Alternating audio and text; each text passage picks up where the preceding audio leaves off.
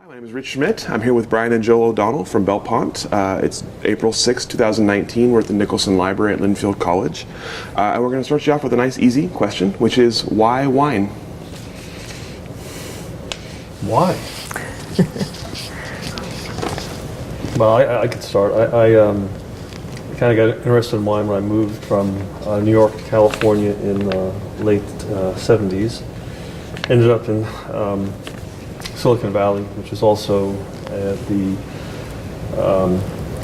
obviously known for high tech, but it was one of the earlier wine growing regions of California. And the Santa Cruz Mountains, which surround Silicon Valley, remain probably the best, in my judgment, appellation for Pinot Noir and Chardonnay in the whole state of California. It's just on making weekend excursions up into the mountains, places like Ridge Vineyard, David Bruce, and other local wineries. Kind of got interested in in wine and the whole process. I lived with. I grew up in Minnesota, so not really a very wine state, especially back in the 70s. But I lived with an aunt that I had in Los Gatos, California, and she was very much into food and wine years ago, and so kind of just sparked the interest.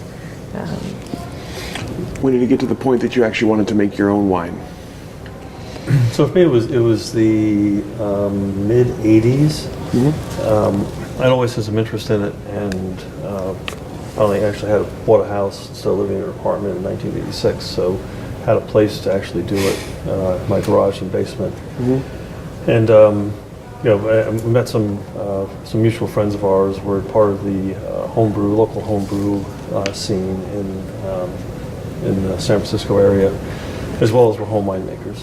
So through this group of friends, we kind of got started in both homebrewing and winemaking. Sure. I think the first wine I made was 1986 in my garage and basement. And that was before I knew Brian, so we met through home beer making through this club, and then he was already making wine. So. But it just kind of dovetailed on my general interest in it. Why did you end up going the wine route instead of beer, or do you still do both? Oh, we did both, but so we homebrewed quite a bit. Never really thought about doing it professionally. I think we were more inclined to the kind of the vertical integration piece of vineyard and winery, growing grapes, making wine, kind of doing everything, and complete control of raw ingredients through final product. So did you ever think you were going to actually enter the wine industry and make wine to sell professionally? Yeah. Speaking for Joel here as well, we kind of hashed the plan in the late 80s. Moved here with the intention of moved here in 1992 with the intention of doing pretty much exactly what we're doing right now. So it was kind of the original idea was it's sort of a retirement project, but it was really a midlife career change more than a retirement project. We're certainly working as hard now as we ever did back in the Harder. Or harder back in the high tech days. Sure. So when you decided to make that move, what was the step? Why did you choose Oregon? Why did you choose the location you're at? And how did you go about the first step into actually doing it for a living? Let me keep going. What was your? Yeah. So the when we made the decision, it was kind of late, very late '80s, 1989, after the big earthquake in California, and just thinking we got to get out of this place. It's crazy.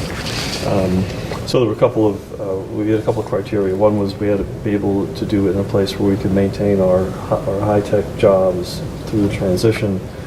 So that kind of limited the options a little bit, and really probably came down to Sierra foothills in California, and then Willamette Valley in Oregon. I was working for Intel, Hewlett Packard. Both of them had facilities and critical mass here in this area. And the Oregon thing just happened to pop up first. I got an offer to move up here with a new division starting up. And, we came up here and it was probably about this time of year, I think. It was early April. And it was just beautiful, early spring. And a couple things really hit me. One was the focus in this region on Pinot Noir. It was unlike the other place we're considering, which is Sierra Foothills, which is taking really a complete shotgun approach to wine grapes. They'll probably grow 40 different varietals, and none of more than like 5% of the acreage. Whereas here it was a very serious, very focused effort with Pinot Noir, and that was very appealing to me. Coming from the high-tech background where they just grill into the idea of focus. That was already happening here. And there was already existence proof that great wines could be made here and were being made here. So it just all sort of came together. Certainly the land values here, the price of an acre of good grape land was probably 1/10 of what it was in Sonoma County at the time. So that was certainly very attractive as well. Sure. We're pretty much able to take our little bungalow and little 2-bedroom bungalow in San Jose, California, and trade it straight across for an old 70-acre farm. Sure. What were your first impressions of Oregon and of the industry when you got here? Yeah, I mean, similar to Brian. There's a lot of collegiality and support from other people. People are very passionate about what they're doing and eager to share ideas and talk about things. So not coming from, having trained for professionally winemaking or even anything in the industry, it seemed very possible to kind of learn and by asking questions and forming relationships with other people up here, and so it seemed approachable. And I'd say a lot of that kind of shared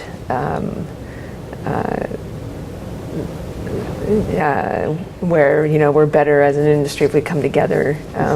Seems like that still exists to a great extent today. Sure. What was the learning curve like when you got up here? You had your property, you had acreage now. What was did you feel like you were pretty much ready to go at that point, or was there still a lot you had to learn along the way? Yeah, I mean the learning curve, especially on the vineyard side, was very steep. We had Jill lived on a farm for part of her childhood growing up, but I came from New York City. I didn't, as the saying goes, I didn't know hay from straw when we got here. Literally. But we were fortunate to, I don't know how we got connected with these guys. Joel Myers, who's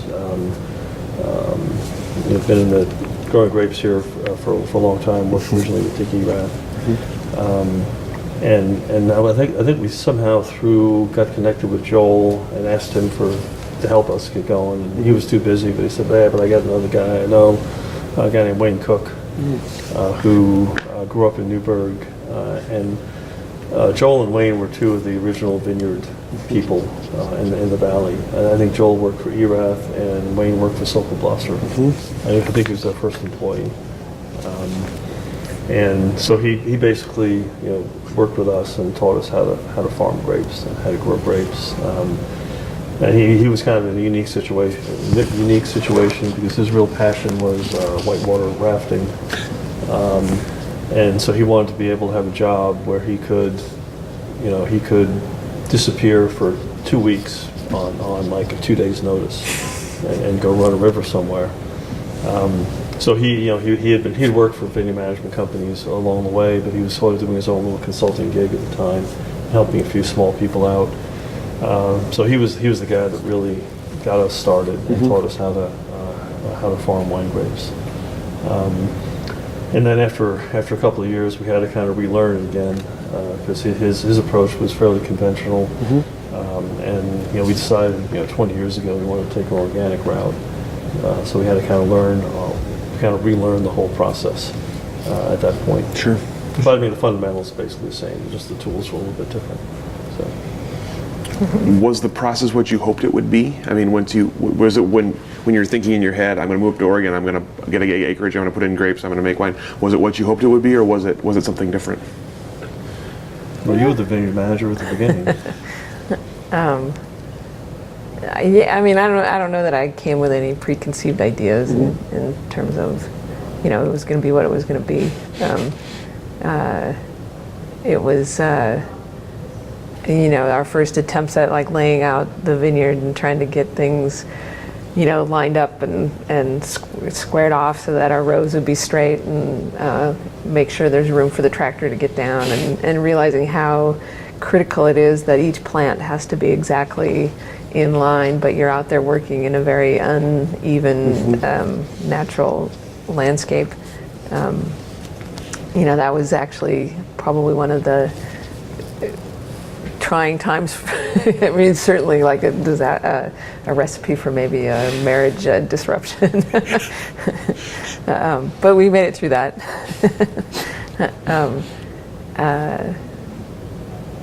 And just like the veracity of like the blackberry shrubs that are kind of ubiquitous now in the Willamette Valley, and that's still an ongoing problem. And then the squirrels that dig holes and trenches throughout the vineyard. Sure. Those, I mean, I didn't really anticipate those, but they're a big, somewhat of a challenge. Sure. Yeah. You mentioned growing organically and deciding fairly early on to do that. What was the impetus to that, and what were the added challenges in trying to grow organic grapes? Yeah, I think the real impetus was when our daughter was born in 1999, and going out and buying organic milk, and then we're saying, but we're using Roundup on our vineyard. That doesn't make any sense. So I think that's when we kind of started to get interested in weaning, and that was probably the biggest challenge, weaning ourselves off herbicides.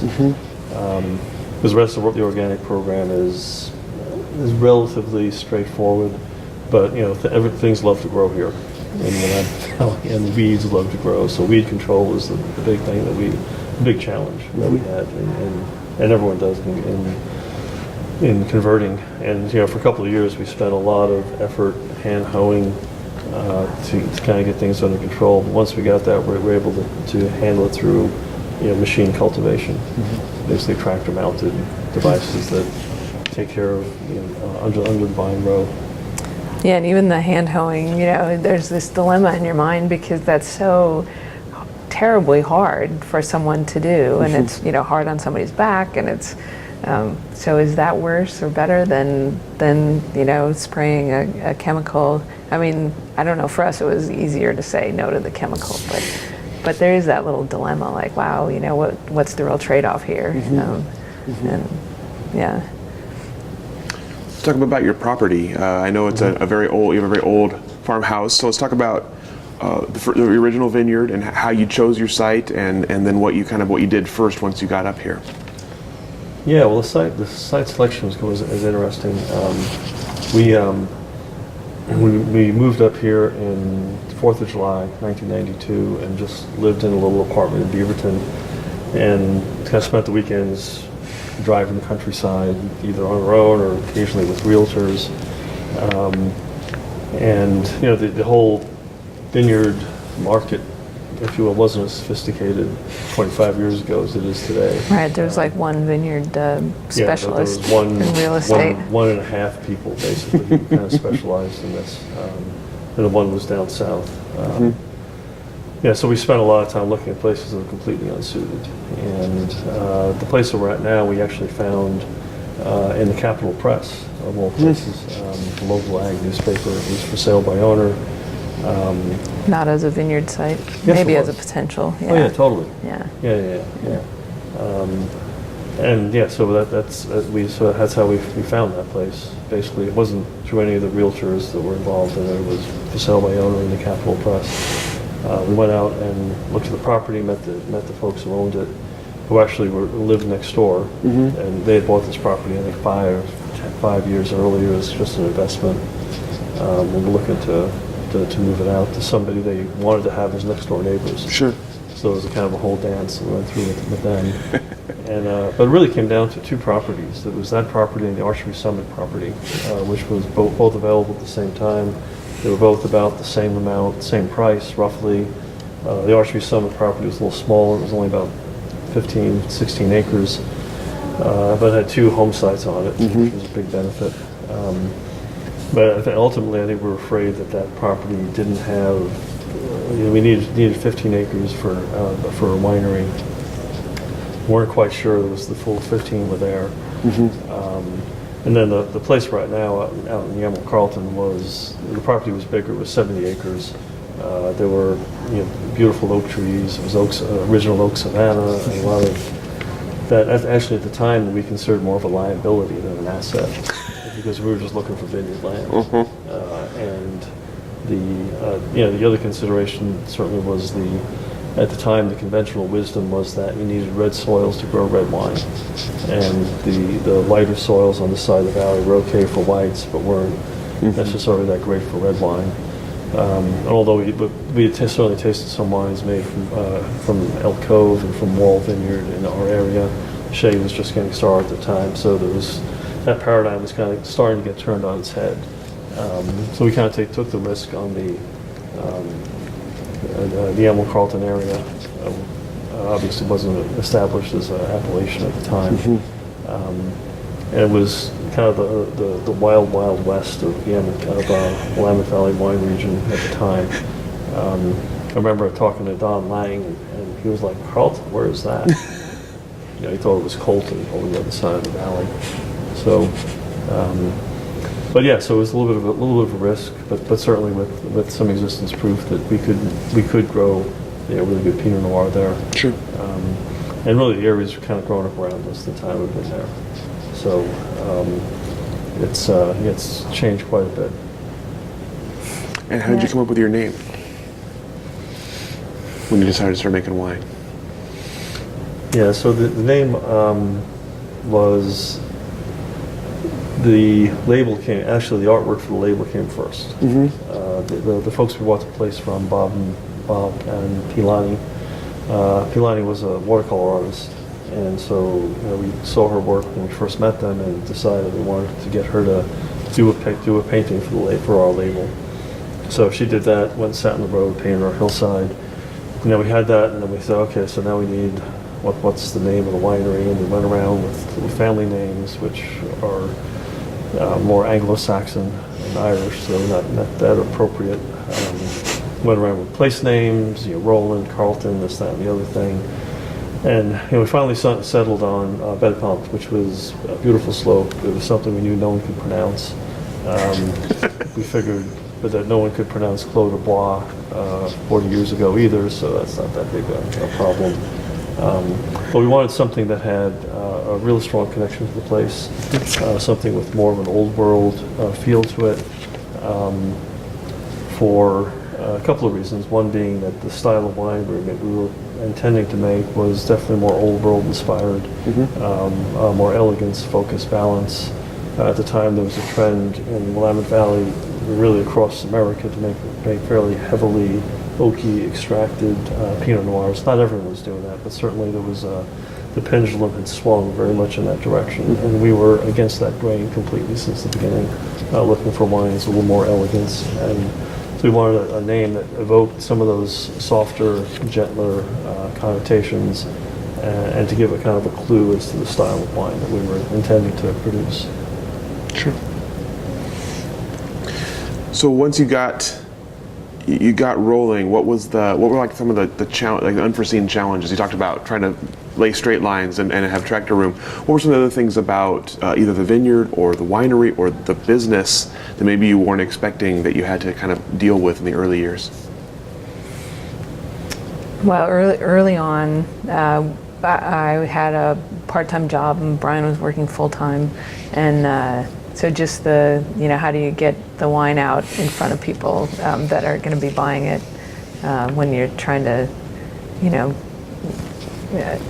wear multiple hats, and I mean, it's an obvious struggle, but real nonetheless. So not really that was unforeseen, but just Sure. just a bit of a struggle. And and you have to like slowly grow to a certain point, and then it's obvious these day jobs aren't going to be compatible with doing this. So we either have to like dive in and do it, or we have to scale it back and not do it. Sure. Yeah. How did you how did you figure out what your roles were going to be in the growing business, and how did you choose who did what? And did that happen naturally, or was it kind of like, I'm going to do this and you're going to do that kind of a situation? Yeah, it somewhat grew a little bit organic. I was always basically on the winemaker. In the early days, Jill basically did all the vineyard tractor work, took care of the vineyard in the early days, and that was sort of the division initially. And it wasn't really a business to run at the time. It was just like getting going. Then when our daughter was born, that's when we started. Jill was obviously not going to drive a tractor for at least a couple of months. And that's when we started transitioning and starting to grow and hiring people, and getting a team, and a very small team. But hired a vineyard foreman. We hired Marcial in 2000. Yeah, maybe. Yeah, I think 2002. 2000. Yeah, pretty early on. Yeah. So we had hired people basically who've been, some of whom are still with us now, to do the vineyard side, and I kind of maintained the winemaking side. So where we've kind of evolved to now is I basically oversee production. Jill oversees the business management, administration, and we both share marketing responsibilities. They kind of evolved kind of organically over time. So let's talk about those two things then. We'll start with Brian. Your winemaking philosophy, I'm assuming you had something in mind when you started, and it's probably evolved a little bit. You talked about kind of old world. So what is your winemaking philosophy? What is it you're trying to portray with your wine? Yeah, it's evolved a little bit, but again, it's sort of founded in traditional, whatever that means, Burgundian style of Pinot Noir. Wines that have adequate doses of fruit and forward appeal, but also built on secondary characteristics, built on what comes out of the ground, built on the soil, the subsoil, and sort of the non-fruit attributes that these bring to the wine, being able to highlight these aspects of the different vineyards and different sites. We're fortunate in not only establishing our own vineyard, but having a long relationship with the vineyard in Dundee Hills, owned by Mike and Robin Murto. And so we've been able to work with two sites that really represent the two major soil and the two major aspects of geology and geography within the valley. The Dundee Hills, volcanic soils, Carlton, New England sedimentary, and work with those over years to really kind of understand the differences between the two, and trying to tailor our winemaking techniques to really highlight the best attributes of both. True. You mentioned the Murdos. I'm curious how, when you were getting going, how you built relationships with them and other people you may have sourced grapes from, and how you make those relationships last as long as they did. Yeah, I think we met them at a picnic. Yeah, in the early days of like Yamhill wine growers, or I can't remember what the group was, but was people planting vineyards and trying to start wineries that would get together, and they were, it was some picnic for some gathering. And they had a little bit of fruit available, but before we were even a commercial winery. But we wanted to try to make wine just to get some practice with the fruit in the area. So we just formed that relationship. Sure. What was it you were looking for when it came to you obviously had an idea in mind of what you wanted to make. So what was it you were looking for in the ground to make the wine you wanted to make? Was there a certain, you mentioned the soil, was there a certain elevation? Was there a certain location you were looking for? Or was it more kind of a grape growing? Yeah, we didn't really know that much at the time. The one thing that I did know we wanted, if we could find them, were older wines. Vine age was important. The Murto vineyard was planted in 1978. The other vineyard that we worked with in the early days was Wall Vineyard in Yamhill, Carlton, which was planted in 1974. So at the time, these vineyards were already, in the case of Wall, already 20 years old. So that was the one unifying factor, if you will, that we were looking for. And again, the sourcing thing grew organically. At one point, I think we were probably buying from half a dozen or more independent, mostly small independent growers. And over time, we kind of whittled it down as our own vineyard came into production. And the one that we maintained, the relationship we maintained, was with the Murtos. And again, because the geology and geography is so significantly different between their site and our site. So it really let us explore the two. Probably 80% of the grape growing territory in the Willamette Valley is either volcanic or marine sedimentary, and having one of each allowed us to really learn the differences and present them to customers too. We have friends and neighbors who I respect greatly that make 20 or 25 different single vineyard Pinot Noirs, but we've tried to keep it simple. So we tell a simple story of geology and geography, and being able to show two wines side by side, made essentially the same way. Slight variations, maybe in barrel selection, but essentially made exactly the same way to really highlight, the differences in the site. Sure. And doing it side by side with two instead of trying to do it with 20. Sure. So Joe mentioned that you started on the vineyard side and then moved into the business side.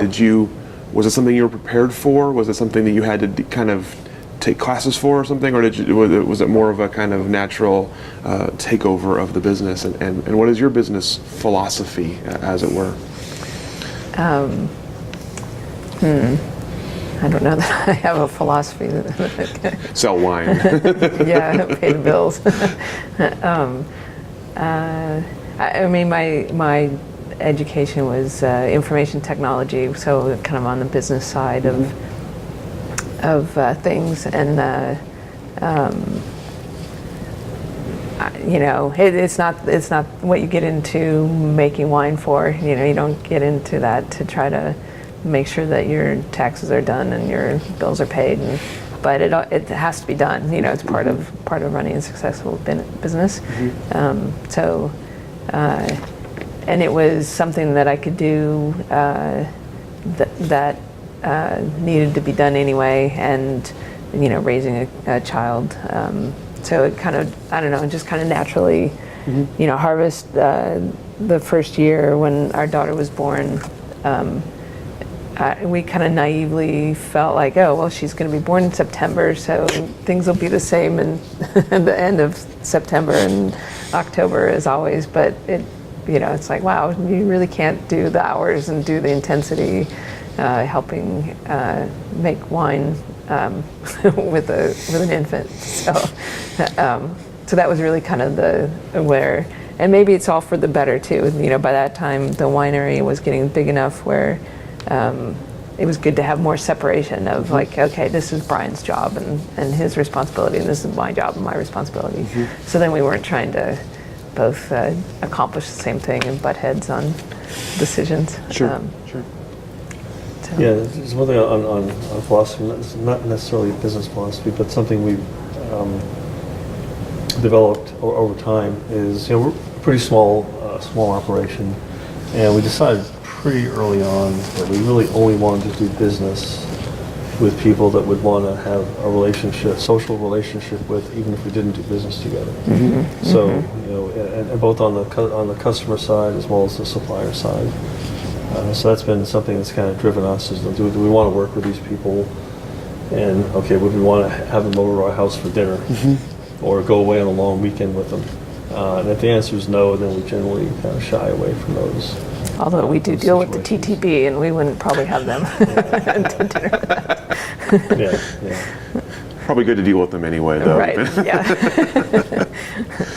And you mentioned small operations, small staff. You have no hospitality staff. Tell me a little bit about the choices you made in terms of keeping a really small, appointment only kind of tastings, and being that makes you guys the face of the operation all the way through. So tell me about how that came about. If that was something you consciously chose, or if it's just kind of a result of being small, and the advantages and disadvantages. Yeah, it's, when we first got started, there really wasn't critical mass in our area for a quote tasting room. Dundee, the area there was, but in our neighborhood there was, I think there were two at the time. There was Anami and Elk Cove, and that was pretty much it. So there wasn't enough. Kramer. And Kramer, I guess Kramer. Yeah. And there's probably a couple of others, but not a lot. There definitely wasn't critical mass in Carlton, where Carlton now has the 9711 zip code. I think has more wineries than any other zip code in Oregon. But at the time there wasn't. So we kind of had, in the early days, decided that we weren't going to try to have a tasting room.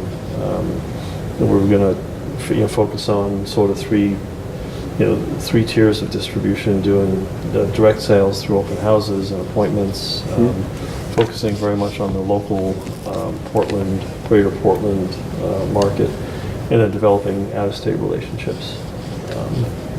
So we're working kind of all three of those, and not being primarily focused on hospitality or direct sales. Certainly today there is more critical mass of tasting rooms in the area, and we've kind of talked back and forth about, should we go down that route or not, and to date we haven't, and because when people come out, we're basically able to offer people a little different experience than you get going up to a tasting bar. It's not for everyone, but there are people who are, I would say, kind of more advanced consumers who really appreciate the experience of being able to talk to somebody that's intimately involved in the business, as well as the winemaking and the wine growing. So there's no question they get asked that will go unanswered. Sure.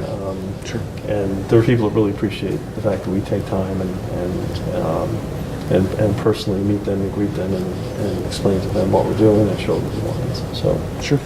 And then we have a neighbor to the south of us probably has 20 people on hospitality staff, and that's just a lot to manage. We like to keep things simple. Our operation now, we basically have two key people: a vineyard foreman who's been with me for 20 years, an assistant, a winemaker who also does probably 20% hospitality as well. So you mentioned kind of the focusing on out-of-state and Portland area distribution. I know the distribution model has changed pretty greatly since you started. Has that still been able to work for you in terms of being able to sell your wine outside of your hospitality, your own hospitality? Are you still able to get your wine out into stores and into restaurants? Yeah, it takes a lot of care and feeding. It doesn't happen automatically. There's certainly more and more people trying to get to the same group of sommeliers in Portland and retail shops. I remember at one point about 10 years ago, one of our best customers was a sommelier at one of the top restaurants in town. He says, I just stopped seeing people. And so any new person who comes in with wine, I just say, hey, my wine list is on the door. Here's my markup. You go look at that. You tell me who you're going to knock off that list, and you leave me a bottle, and I'll taste it, and I'll get back to you. Because I just don't want to be like that, but I just don't have time. There's so many new people coming in. So I think when we started in the local market, it was easier. There were fewer people, and we developed relationships 20 years ago that we're still working with today, and then develop more along the way. Out of state, there's been a lot of consolidation in distribution, but the whole market is really, I think, diverging into really big distribution companies selling to big box stores and big chain restaurants, and then smaller boutique wholesalers who are selling to owner-operator wine shops, owner-operator restaurants, and some very kind of high-end resort properties that have very focused wine programs. So yeah, it's definitely moving in two very, very different directions. Sure. So you mentioned your daughter, who now is involved in your business as well. I'm curious how that came to be, if she wanted to be in charge of your social media, or if you wanted someone in charge of social media and found her, and if you think she's going to sort of continue in the family business. Well, she's a freshman in college, so she's got a ways to go. Her passion right now is neuroscience. The social media thing's kind of a joke. Well, it's not entirely though. I mean, the serious part about it. Director of social media marketing, that's a joke. But the serious part about it is that she can quickly put a little post on our Instagram account, and she can quickly, keep things moving on that end that Brian and I don't do. So it's well earned, and she does a good job. And she's got little rules about how many times you can post,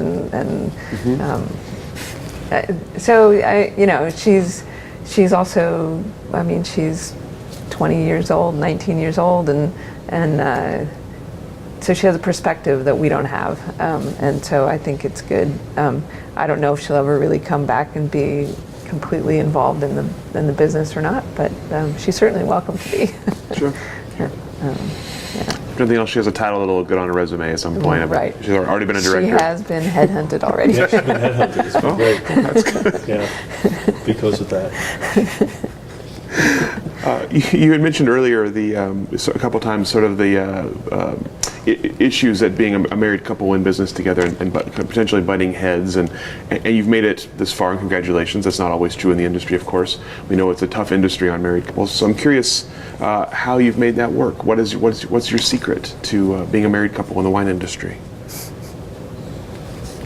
Boy, that's a good question. I remember, I think it was Jim Marsh who said that the wine business is a graveyard for marriages.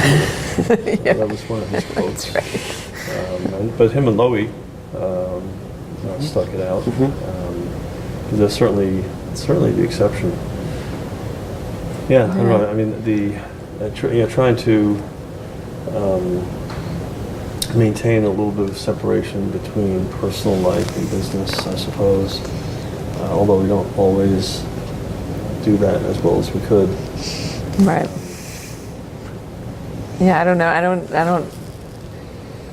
don't think we think about it, and I don't think we think about it as an accomplishment. It's just we do our life. Yeah, I don't know.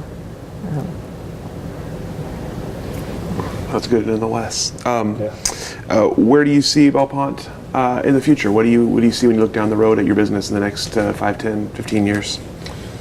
Yeah, that's a good question. Obviously, the succession model is uncertain. Typically, I have no idea if our daughter is going to eventually want to be involved in the business. This was kind of our thing that we did, and we're letting her basically go and pursue her own dreams, which include medical school and Doctors Without Borders and doing research, and so we're not trying to say no, you can't do that. You gotta take care of this stuff here. But typically, a lot of kids who grow up in the wine business have to go away and do something else, and then they kind of look back and go, wow, I actually had a pretty good deal back there, and come back and want to get involved in the business. So that may happen, may not happen. I think in the interim, our goal has always been to 100% estate grown. So I think at this point we really have no plans to expand and start buying grapes from different appellations and grow the business that way.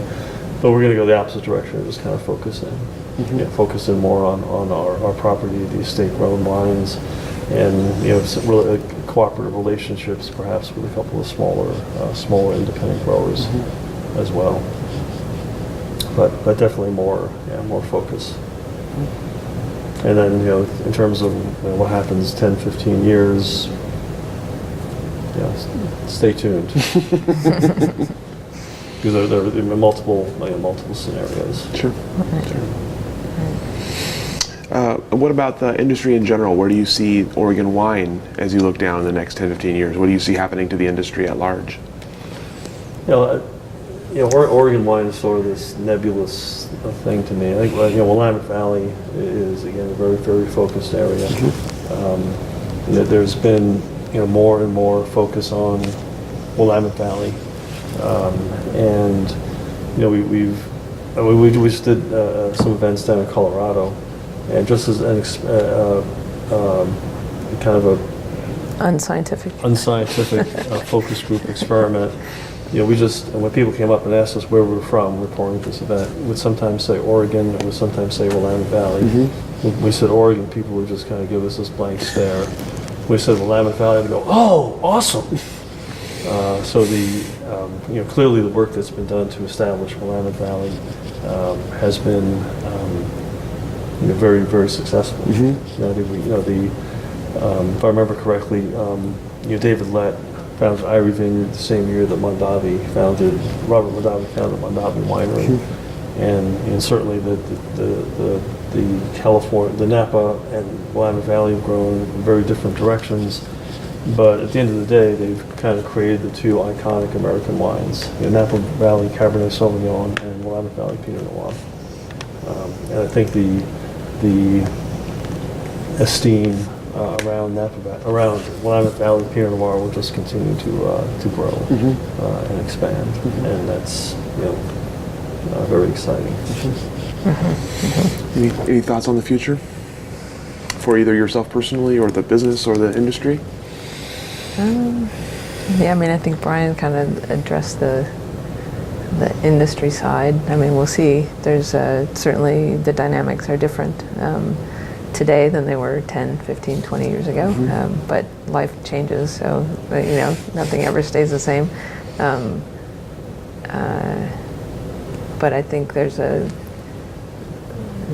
there's still a lot of potential and upside for the Willamette Valley Oregon wine industry. It's still an exciting place of an industry to be a part of. There's a lot of great collaboration.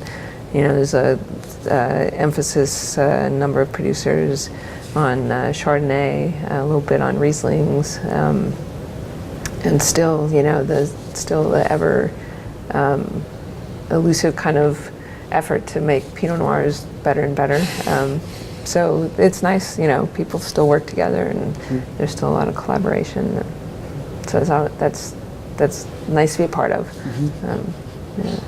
It's really a lot of the things you see on the distribution and sales side are also translating to the production side. So you get people, getting bigger with acquisitions, and we're all, sometimes I feel like we're an endangered species. The kind of the small family-owned and operated operation in Willamette Valley. There, 20 years ago, there was probably 80% of the wineries and vineyards fell into that category. Now it's probably closer to 20. I don't know the exact numbers, but you start thinking of who is still doing what we're doing. Right now, it's fewer and fewer, certainly every year. As you look into the future for the industry, are there problems, challenges, obstacles that you foresee on the horizon that you're going to have to either you or the next generation is going to have to overcome? Is there something lurking that you're concerned about? Is for example, that kind of consolidation, is that a concern to you? Yeah, I think that not really, to be honest, because I think everyone's going to find their niche and their market. And again, I look at the people we sell wine to. It's not the same people that some of the bigger operations sell wine to. It goes to different channels and different places. So I'm not really concerned. Obviously, the sleeping giant is climate change and what's going to what's going to happen? Are we going to be able to grow Pinot Noir here successfully 50 years from now? And that's certainly an unknown at this point. We've adjusted viticulture techniques along the way, and we'll continue to. So I think we have still a fair amount of headroom for Pinot Noir in Willamette Valley. We got 20 years. I don't know if we got 50. So we'll see. But that's certainly a concern for the long term. We're in terms of what we're doing, we probably have a little bit of acreage that's not planted yet, and we're probably going to plant it to Gamay instead of Pinot, just as a little diversification. Sure. Gamay ripens 10 days after Pinot. You look at the map of France, you got Pinot Noir, Chardonnay, Pinot Noir, Chardonnay, Chardonnay, Gamay, and then there's a long gap before you get down to like Syrah and Grenache and other things. So it's kind of the next logical step, I think, to stay within the realm of what we're doing, but have a little bit of a hedge against the increasingly warmer growing seasons. All right, well, that's all the questions that I have prepared for you. Is there anything else I should have asked? Anything you'd like to mention here? Open forum, open microphone. Any last thoughts? So one thing that will maybe come into play a bit is the whole packaging. I don't know how that'll end up, but there's real concerns with glass and the weight of it and transporting it. And so I don't know. I think there's and people are experimenting in a big way with other packaging options, cans obviously. But so that'll be interesting to see how that ends up impacting the industry. If it does much, I don't know.